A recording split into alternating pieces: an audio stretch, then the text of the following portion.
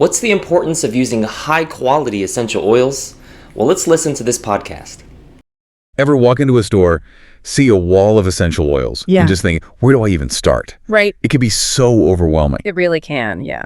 So today we're doing a deep dive on essential oils, really focusing on how to make smart choices so you're getting good quality and staying safe, because that seems to be something you're interested in. Absolutely, and it's such a key thing.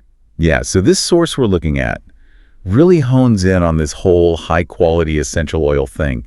But what does that even mean? Yeah, that's the thing, isn't it? It's not like buying, like a gallon of milk. There's not a standard for essential oils across the board. It's not like a, pass-fail. It's more of a spectrum, right? And so when you're putting something on your body, you really want to understand that. Yeah, it's potent stuff. And this source keeps mentioning third-party testing, but sounds kind of mysterious, honestly.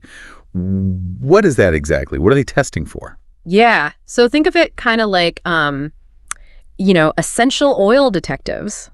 They're looking for things like pesticide residue, any synthetic additives that might have been added, or even cheaper oils snuck in there to kind of, bump up the profits. Oh, wow. So they're making sure you get what you pay for, basically. That makes a lot of sense. Yeah, and they're also looking at how the oils were actually extracted, because believe it or not, that can make a big difference too. Oh, really? Yeah, so for example, steam distillation, that's the more gentler method, often used for delicate florals.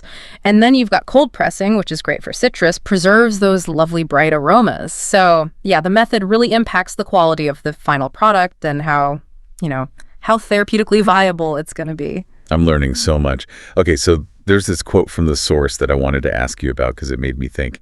It says, "The higher the quality of essential oil, the more potent it will be, which ensures that you'll receive consistent results when used properly."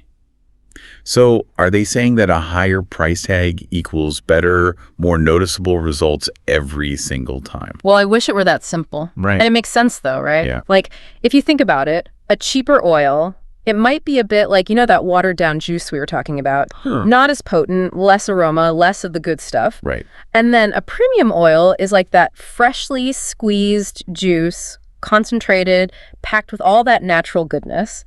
But, and this is a big but, everyone responds to essential oils differently. Okay, yeah. Your body chemistry, your preferences, even your mood can play a role.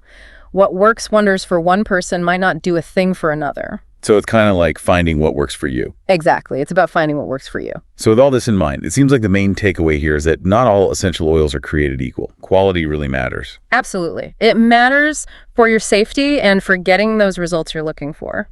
So that brings us to a question for our listeners to consider. Okay, fire away. Given what we've talked about quality and potency, how can you become a more informed consumer of essential oils? What other questions do you need answers to? What else do you want to learn about this? It's a journey, isn't it? It really is. We're just scratching the surface here. And I, for one, cannot wait to dive deeper with all of you in a future episode. So until then, happy exploring.